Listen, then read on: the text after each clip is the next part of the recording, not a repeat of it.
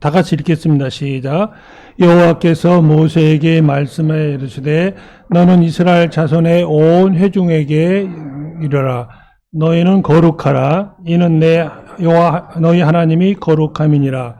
너희 각 사람은 부모를 공경하고 나의 안식일을 지키라. 나는 너희의 하나님 여호와니라. 너희는 헛된 것들에게로 향하지 말며 너희를 위하여 신상들을 부어 만들지 말라. 나는 너희의 하나님 여호와니라. 아멘. 여기 3절에 보시면요.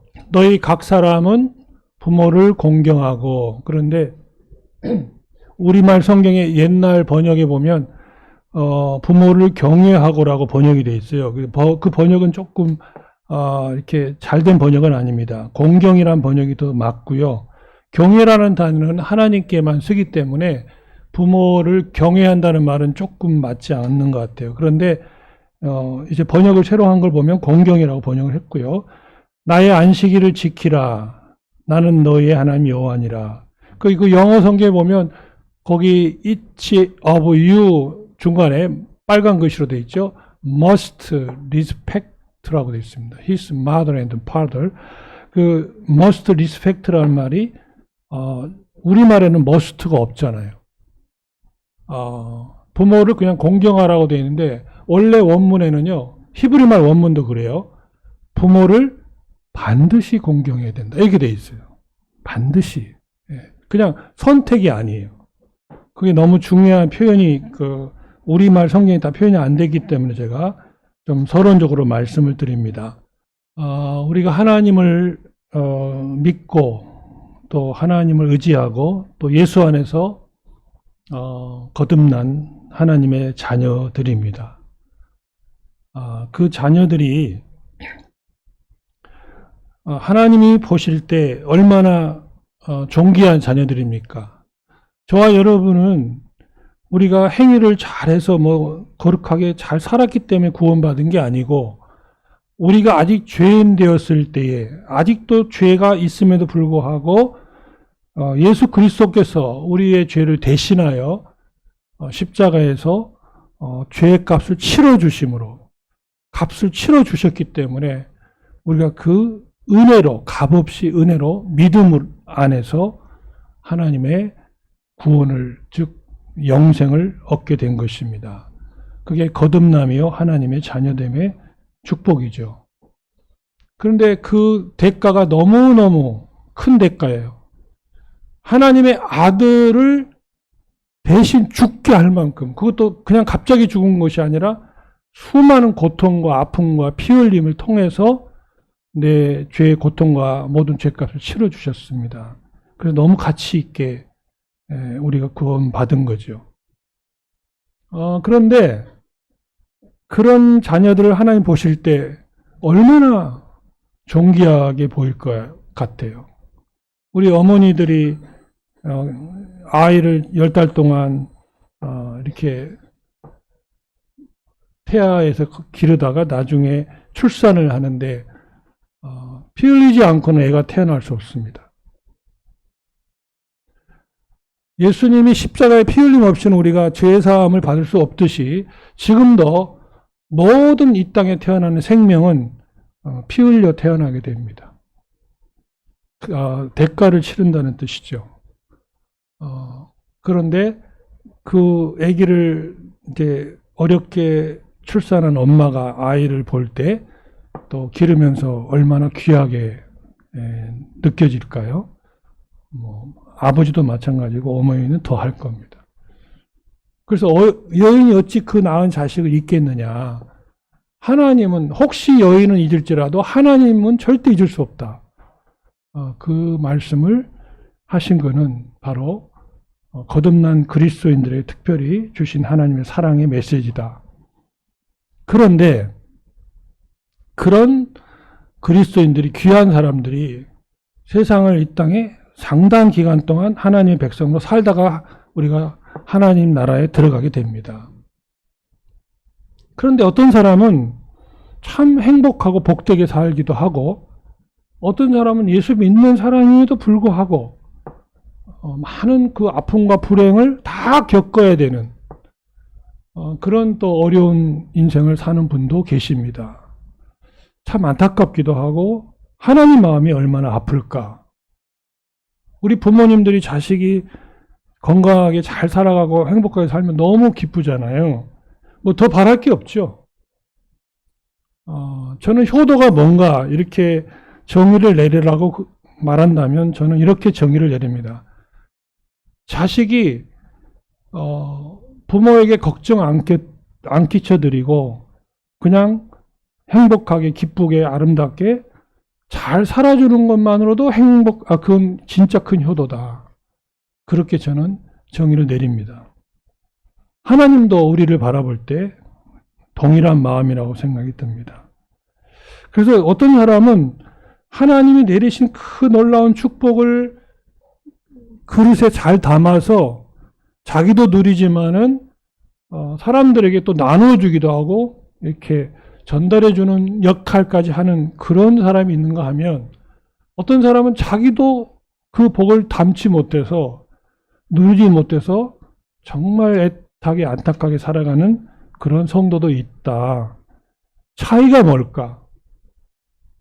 많이 있겠지만 저는 오늘 한 가지 말씀드립니다. 축복을 담는 그릇을 가정으로 세우신 것입니다.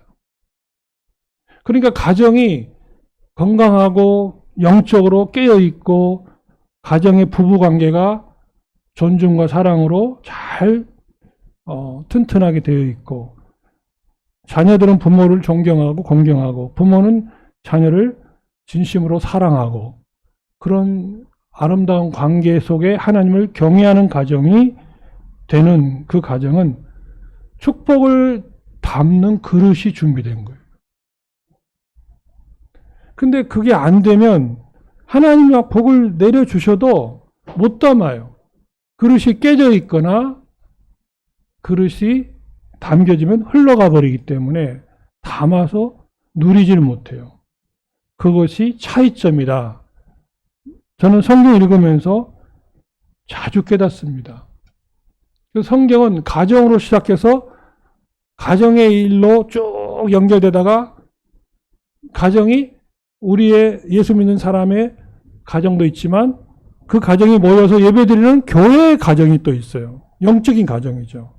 그러다가 하늘나라 가면 천국이라는 가정에서 영원히 살아요.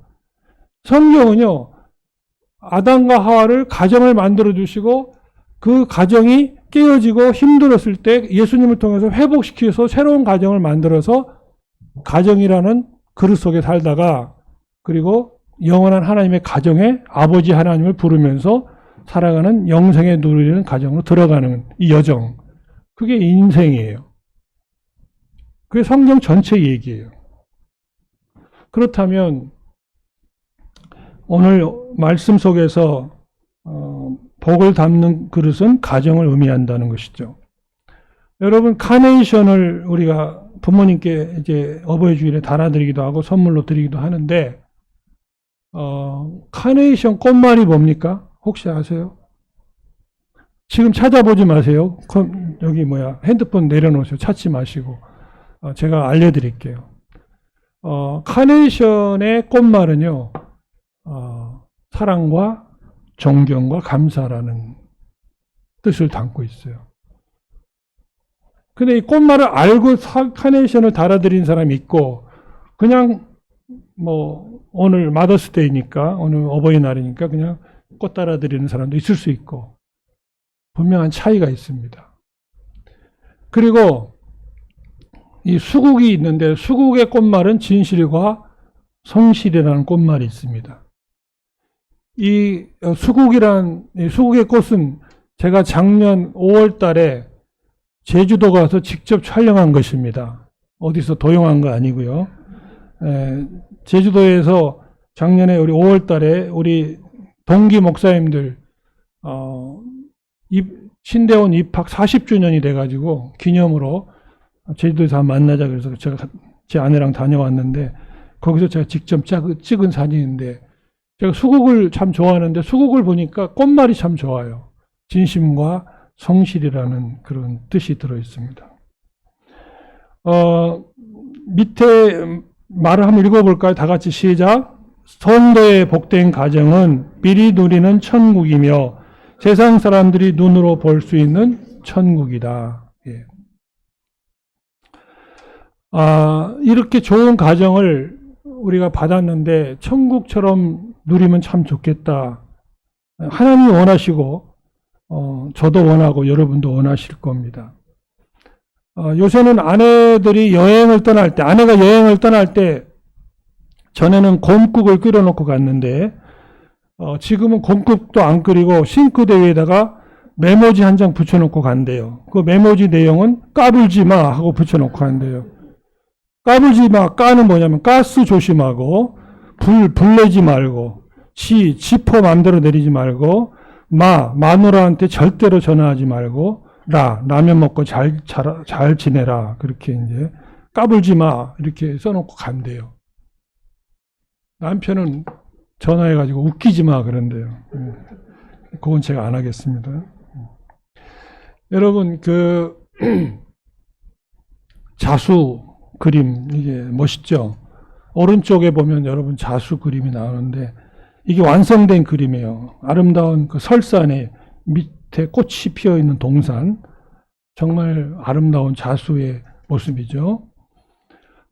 근데 자수를 보다가 가끔 뒷면을 보셔야 돼요. 뒷면을 보면은 아주 복잡한 실로 얽혀 있어요. 그래서 이 아름다운 자수의 그림이 이렇게 그려지는 거거든요. 근데 이 쇼펜하우라는 그 철학자가 이런 말 했어요. 인생은 수놓은 천에 비유할 수 있다. 인생의 전반기에는 자수가 수놓인 아름다운 앞면만 보이지만은 인생 후반기에는 그 뒷면을 볼 수 있다.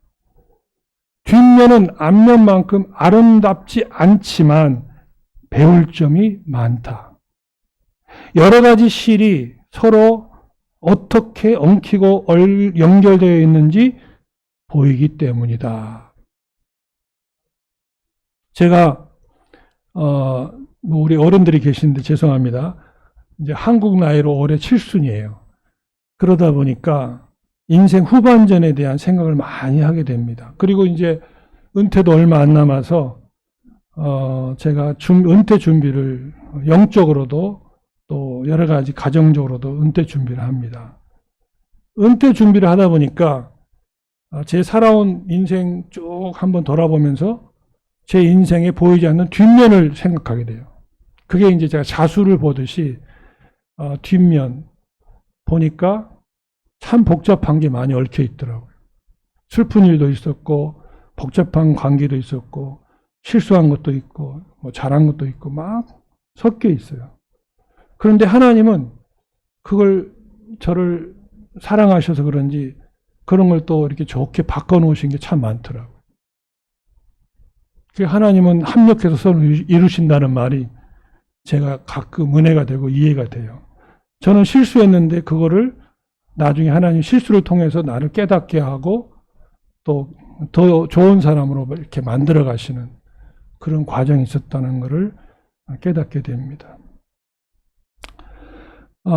그 중에 하나가 제가 이제 어릴 때 어머니 목소리를 듣거나 또 제가 성장해서 어른이 돼서도 결혼한 다음에도 어머니에게 전화를 드리면 제가 나이가 40과 50이 됐는데도 어머니가 전화를 하면 첫 번째 어머니 목소리가 밥은 먹었냐.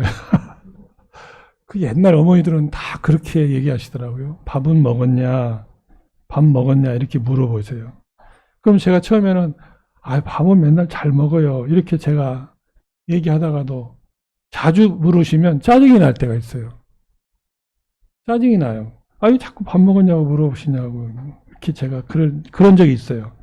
근데 제가 이제 지금 제 아들한테 또 너 밥은 먹었냐 물어보거든요. 제 아들이 요새 무슨 밥을 얘기하세요. 사실 알고 보니까 밥 먹었냐의 그 질문이요. 잘 지내니? 그런 뜻이에요. 밥에 대한 얘기가 아니거든요. 근데 저는 몰랐죠.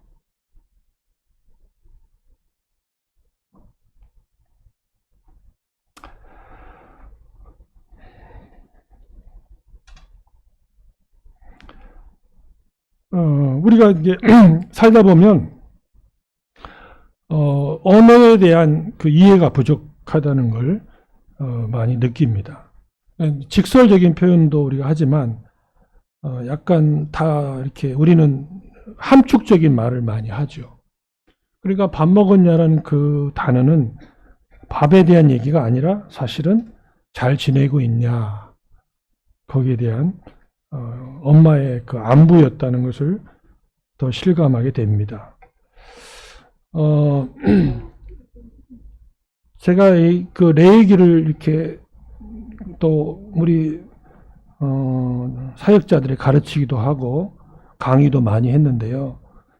레위기를 읽다 보니까 레위기가 모세오경의 중심책이 됐다는 걸 알게 됐어요. 여러분, 레위기는 창세기, 출애굽기, 민수기, 신명기, 그 다음에 그 중심에 레위기가 있습니다. 레위기의 핵심 내용은 예배의 대상이 거룩하신 하나님이다. 우리는 예배를 드릴 때 거룩하신 하나님, 그리고 그분은 전능하시고 긍휼이 많으시고 사랑이시고 자비하신, 화내기를 더디하신 하나님이란 표현이 출애굽기에 잘 기록되어 있어요. 그 하나님을 우리가 예배하는 시간이 바로 이 순간이죠. 그런데 그 하나님은 창세기에서는 거룩하신 하나님을 뭐라고 표현했냐면 창조주 하나님이라고 표현한 거예요. 그게 창세기의 주제고요. 출애굽기는 그분이 430년 동안 노예 생활하던 이스라엘 자기 백성을 구원하신 하나님이고 십계명을 주신 언약의 하나님이라는 게 출애굽기 내용이에요. 그리고 민수기는 그런 하나님의 백성을 광야 40년 동안 훈련시키고 하나님과 동행하는 법을 가르쳤던 하나님이라고 민수기는 말하고 있어요. 그리고 신명기는 그 하나님은 말씀으로 지금도 찾아오셔서 말씀으로 자녀를 교육하시고 이끄시는 하나님이라는 것을 강조하는 게 신명기예요. 그러니까 신명기까지 5가지 책은 구약의 핵심이고 성경의 기본책이에요. 이 모세오경 없이는 신약도 없어요. 창세기 없이 어떻게 세상이 만들어집니까? 그래서 그 레위기는 뭘 말하느냐? 이런 하나님을 우리가 예배하는 사람들이다. 그게 레위기거든요. 그런데 오늘 본문에 보면, 본문을 한번 다시 읽겠습니다. 시작. 여호와께서 모세에게 말씀하여 이르시되 너는 이스라엘 자손의 온 회중에게 말하여 이르라. 너희는 거룩하라. 이는 나 여호와 너희 하나님이 거룩함이니라. 자, 레위기의 핵심 본문 중에 하나가 19장이에요. 레위기 중간쯤 있는데요. 19장에서 뭐라고 말하느냐? 우리가 하나님을 예배하고 그분을 섬기고 경외하는데 그 하나님은 거룩하다는 거예요. 그래서 너희도 거룩해라. 그래서 성경을 쭉 읽어보니까요, 찾아보니까 우리를 하나님이 구원하셨다고 말하는데 우리를 거듭나게 하셔서 당신의 백성을 삼으셨다고 계속 강조하는데 그건 왜 구원하셨느냐? 그 목적이 뭐냐면 에베소서 1장 4절에 곧 창세 전에, 창세기 전부터, 창조 전부터 하나님은 우리 여러분과 저를 예수 그리스도 안에서 택하시고 사랑하시고 구원하시는데 왜 그렇게 하셨느냐? 거룩하고 흠없게 좀 하시려고 그렇게 했다는 거예요. 그러면 여러분, 구원의 목적이 뭐예요? 거룩한 백성으로 우리를 하게 하려고 구원했다는 거예요. 우리를 죄를 용서도 해주시고 용서받은 그리스도인이 좀 거룩하게 살면 그게 하나님의 구원의 목적에 맞게 산다는 거예요. 그래야 거룩하신 하나님을 만나게 되고 그 거룩한 하나님의 복을 내가 받을 수 있는 그릇으로 준비가 된다는 거예요. 그게 성경의 핵심이에요. 그런데 그 거룩이란 단어는 제가 여러 번 설교한 적이 있기 때문에 간단히 설명하면 거룩은 히브리 말로 카도시라고 합니다. 이 말은 잘라낸다는 뜻이에요. 여러분, 과일을 먹다가 썩은 부분이 있으면 잘라내야 과일이 더 이상 상하지 않습니다. 그게 거룩이라는 뜻이에요. 카도시. 잘라내는 거예요. 뭐를? 죄를. 그리고 그러면서 그 깨끗한 부분을 보존하는 것, 성결하게. 그게 카도시예요. 자, 그렇다면은 그게 구체적으로 말하면 로마서에서 뭐라고 말하느냐? 너희는 이 세대를 본받지 마라. 그 이 세대가 뭐예요? The pattern of this world예요. 세상의 패턴을 따라가지 말라는 거예요. 그게 거룩이에요. 쉽게 말하면 아주 단순화시키면 하나님 모르는 거듭나지 않는 세상 사람들의 라이프 스타일 그대로 쫓아가면 안 된다. 그건 거룩하지 않은 거다. 이렇게 말하고 있어요. 그리고 우리가 이제 보세요. 세상 사람들이 살아가면서 우리가 서로 이렇게 보기도 하고 느끼기도 하고 경험되기도 하고 그 다음에 뉴스를 보면은 어떤 자식이 부모를 뭐 학대하고 죽이는 그런 뉴스도 가끔 뜨잖아요. 대부분 다 잘하는데 그런 이상한 자녀들이 있잖아요. 또 부모가 자식을 그렇게 하기도 하고 그 다음에 전쟁이나 이런 사람을 죽이고 하는 일들이 주변에 많은 우리가 보기도 하고 듣기도 합니다. 자, 그거를 볼 때마다 저와 여러분이 그 심각성이 많이 드러나는 것을 보고 여러분이 표현할 때 뭐라고 표현해요? 뭐라고 표현해요? 말세구나 라는 말을 표현하죠. 그런 말 쓰죠. 이거 세상 사람도 그런 말 써요. 아, 세상 말세네. 어떻게 자식이 부모한테 저럴 수 있어? 어떻게 부모가 자식한테 저렇게 할 수 있어? 세상 말세라는 말을 씁니다. 그런데 제가 읽어드릴게요. 디모데후서 3장에 보면 말세의 징조는 이렇다라고 말해요. 말세의 징조는 자기를 사랑하며 돈을 사랑하며 자랑하며 교만하며 비방하며 부모를 거역하며 감사하지 아니하며 거룩하지 아니하다. 이게 말세의 징조라고 나와요. 성경에. 그게 더 심각해진다는 거예요. 주님 오실 때가 되면. 그게 우리 시대가 지금 그렇게 된다는 거예요. 성경이 말하기를 그거 쫓아가지 말라는 거예요. 우리 그리스도인이 그래서 저와 여러분이 우리는 겸손해야 돼요. 우리가 의로워서 구원받은 거 아니에요. 그럼에도 불구하고 우리는 거룩한 삶이 목적이 돼야 돼요.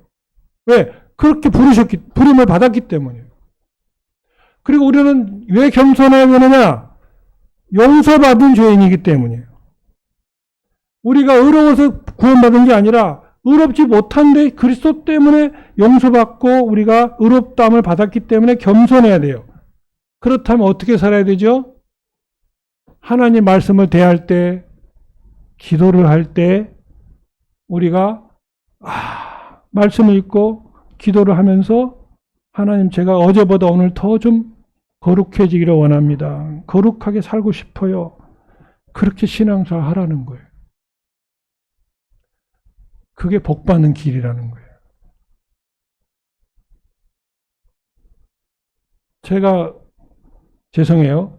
자꾸 제 얘기를 해서 은퇴를 1년 반 앞두고 있는데 1년 반 후에 은퇴하는데 제가 은퇴를 앞두고 늘 묵상하는 말씀이 이거예요. 하나님, 저 하나님 앞에 사람들 앞에 큰 죄 져가지고 제가 평생 쌓아놓은 믿음의 여정을 한순간에 다 잃어버리지 않도록 도와주세요.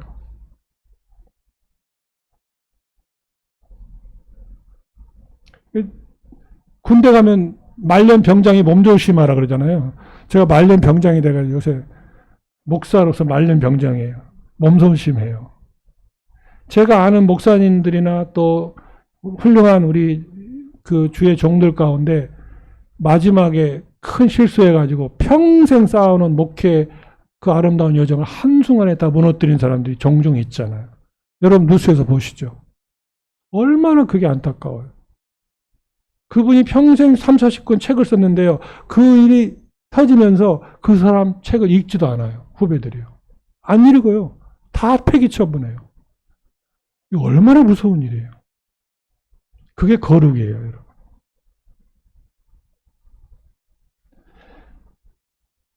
오늘 본문에서 제가 오늘 설교 한 10분 더 할 거예요. 마음 먹고 앉아 계세요. 왜냐하면 제 아내는 짧게 하라고 어제도 계속 저한테 기도하고 담부했는데 도저히 짧게 할 수가 없는 상황이 됐어요. 네. 이거 보세요. 3절 읽을게요. 시작. 너희 각 사람은 부모를 공경하고 나의 안식일을 지키라. 나는 너희의 하나님 여호와니라. 거기 잘 보세요. You must respect. 우리말에는 must가 없잖아요.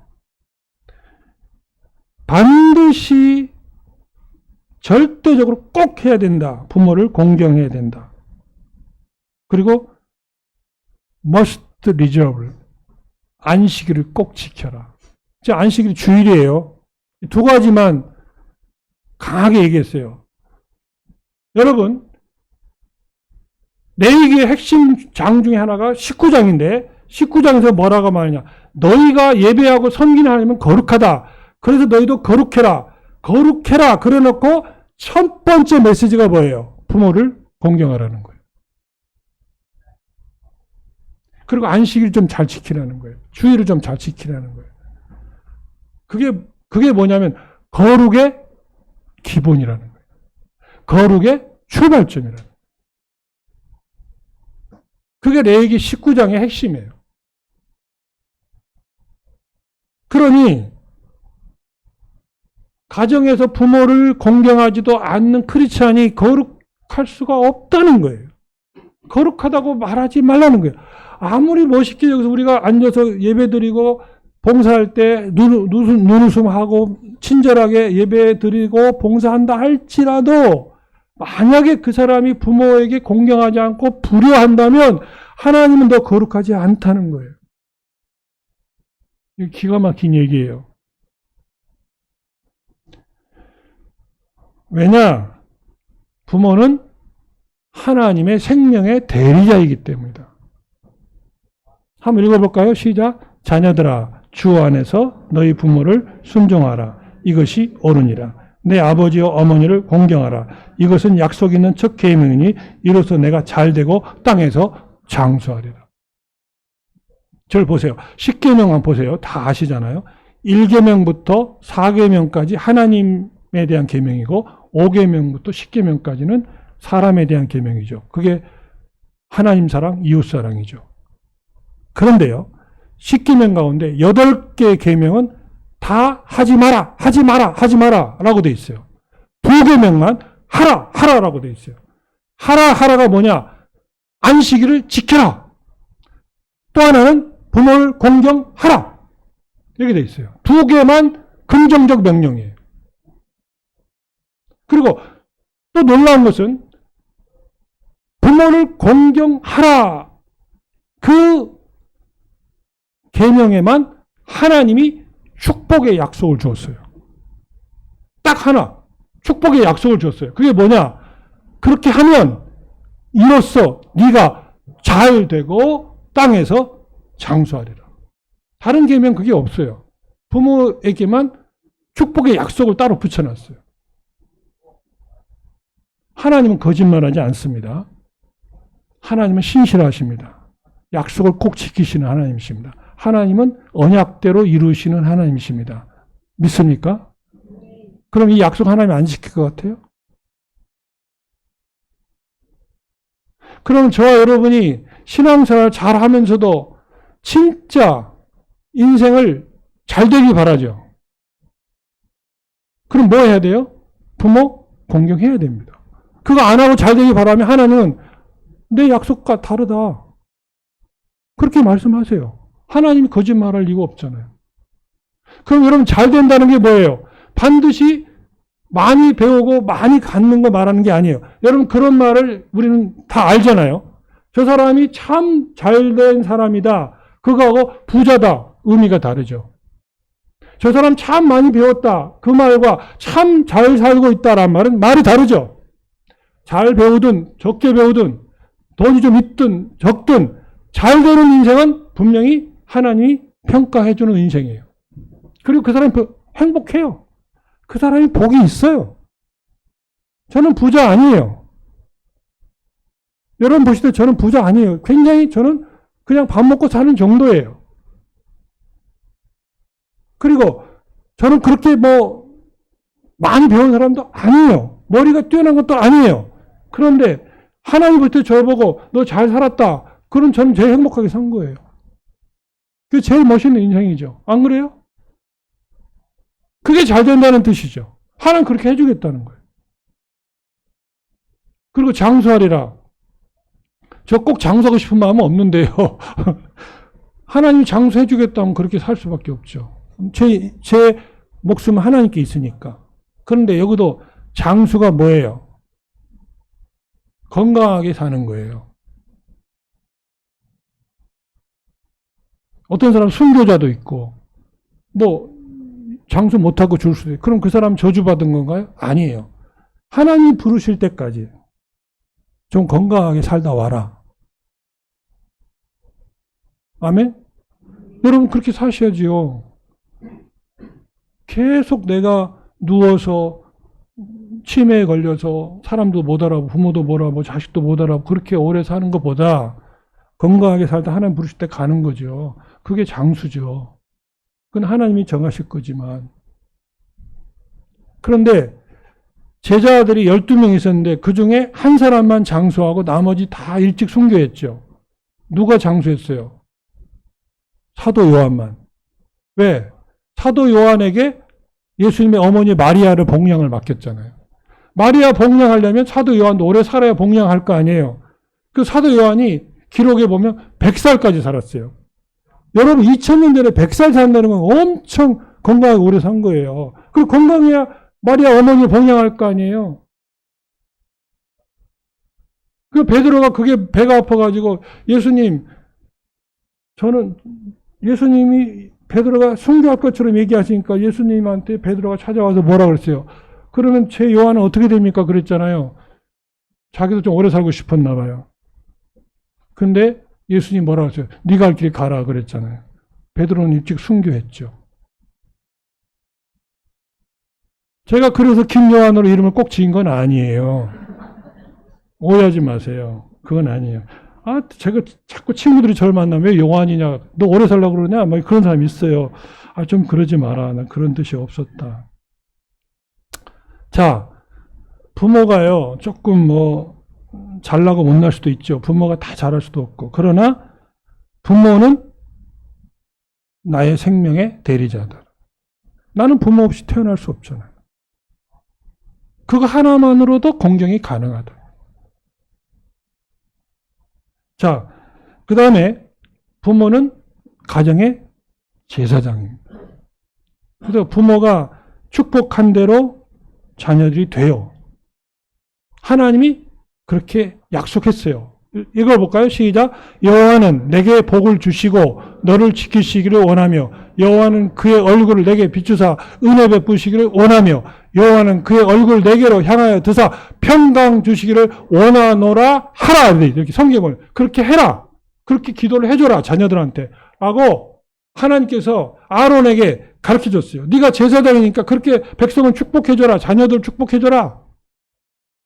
지금 우리는 다 왕 같은 제사장들이에요. 구약에는 제사장이 정해져 있었지만 신약에 와서는 모두가 우리가 왕 같은 제사장, 거룩한 백성으로 우리가 부름받았기 때문에 우리가 다 자녀들에게 이렇게 축복할 권한이 있어요. 누가? 하나님이 주신 권한이에요. 여러분, 부모들은 그렇게 자식을 축복하셔야 됩니다. 제가 오래전에 말씀드렸지만 양해하고 들으십시오. 들으신 분들은 저희 부모님이 저를 위해서 또 우리 자녀들, 형제를 위해서 기도를 참 많이 하신 걸로 제가 알고 있어요. 저는 어릴 때 아침에 일어나 보면 부모님이 옆에 계신 걸 본 적이 없어요. 항상 새벽 기도가 계시고 끝나면 새벽 기도 끝나자마자 일하러 가시고 평생 그렇게 사셨어요. 그리고 그렇게 피곤하신데도 금요일 날 꼭 금요 기도 가서 기도하시고 왜 그렇게 하셨는가 나중에 이제 커서 물어봤어요. 아유, 아버님 어머니 그렇게 피곤하지도 않으세요? 하루 정도 안 가셔도 될 텐데. 근데 저희 아버님 어머니 하신 말씀이 뭐냐? 우리가 구남매거든요. 구남매를 키우는데 아버지 엄마가 어떻게 다 키울 수 있어요? 그래서 하나님께 맡겨야 되겠다. 다 못하니까 기도를 많이 할 수밖에 없지 않냐. 그러면서 저한테도 직접 아버님이 돌아가시기 전에 한 얘기가 뭐냐면 딱 3가지 기도는 항상 했다. 그게 첫 번째. 우리 구남매 다 예수 잘 믿고 거듭나서 하나님 섬기며 살도록 기도했다. 2번째 기도 제목. 자식이 많은데 건강하고 사고를 하고 이러면은 병원 갈 돈도 없고 그 당시 의료보험도 없지.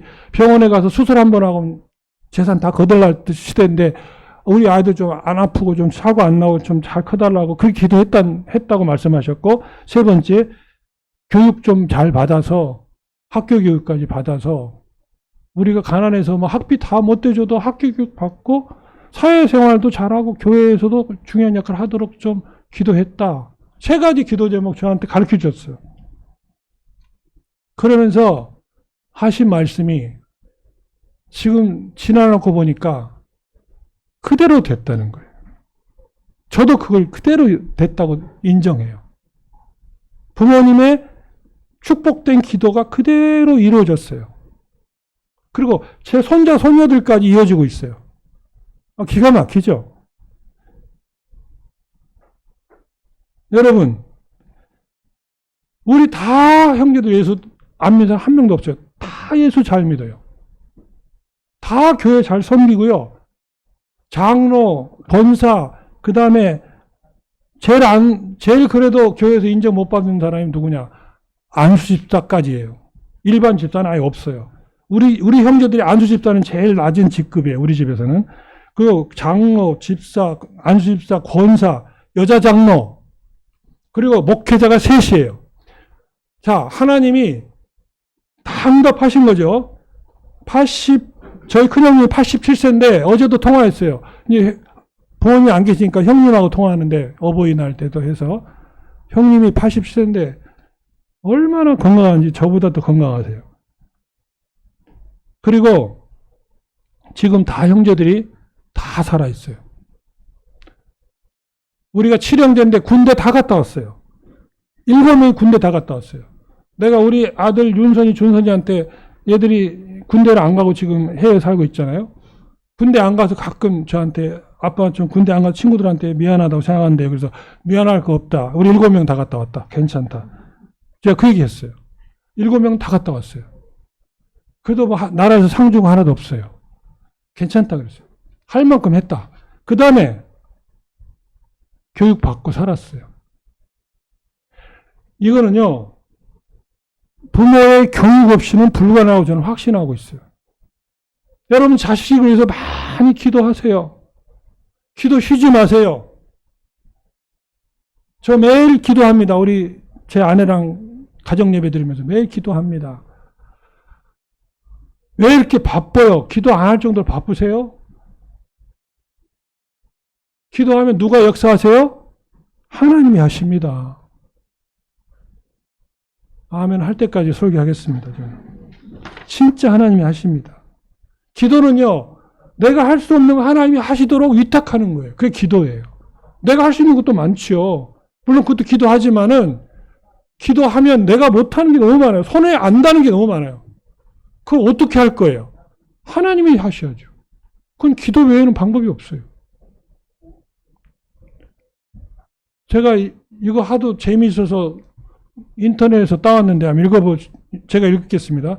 강아지 끌어안고 다니듯이 거동 불편하신 부모님 업고 다니고, 강아지 아프다고 생돈 들여 보살피듯 부모님 모시고 병원 다녀라.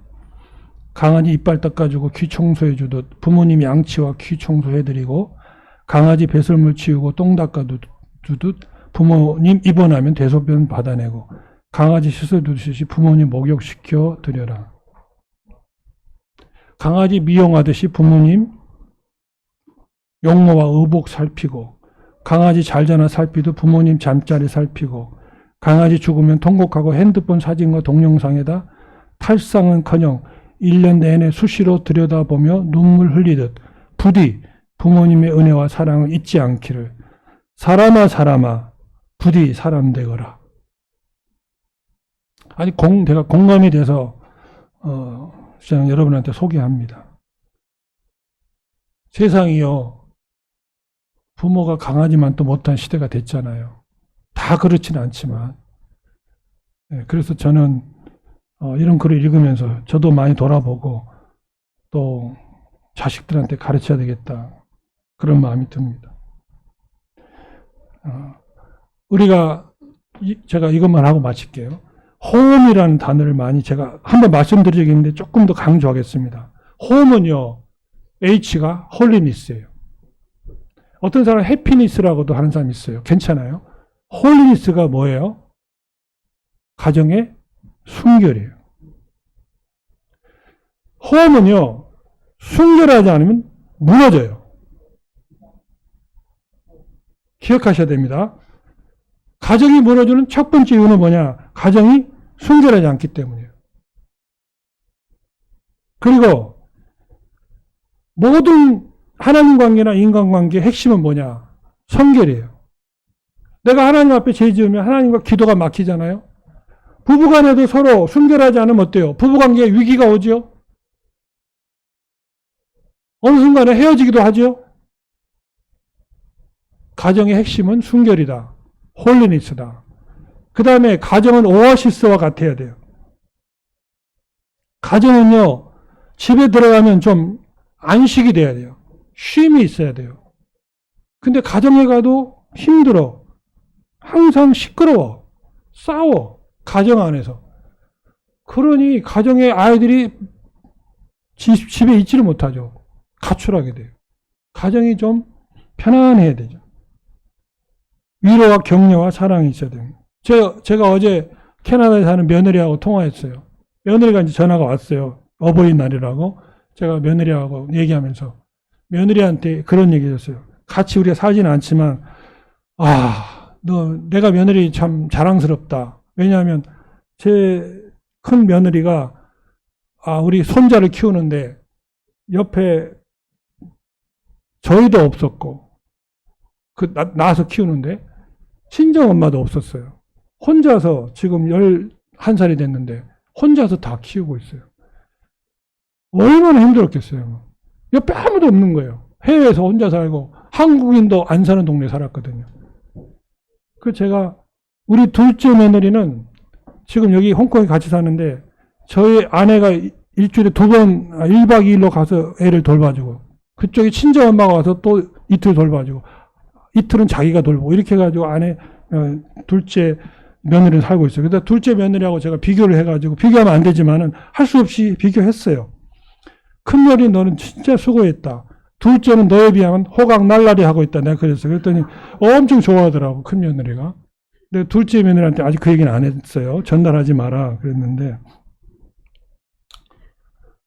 그래서 가정이 너희들이 잘해서 이렇게 편안하게 아이들 키우고 또 남편들하고 같이 남편하고 살고 있어서 너무 고맙다. 시아버지가 고맙다 그랬어요, 며느리한테. 그러니까 아버지 하더니 갑자기 아빠로 바뀌더라고. 아빠시군요. 그렇게. 여러분, 가정이 안식처가 안 되면요, 남편도 밖으로 돌아요. 애들도 밖으로 돌아요. 물론 아내도 그럴 수 있어요. 무조건 가정은 오아시스처럼 만들어야 돼요. 그리고요, 가정에 미션이 있죠. 미션은 사명이라는 뜻이 있고 선교라는 뜻도 있어요. 여기는 사명으로 하겠습니다. 가정의 사명이 뭐예요? 자녀 출산이에요.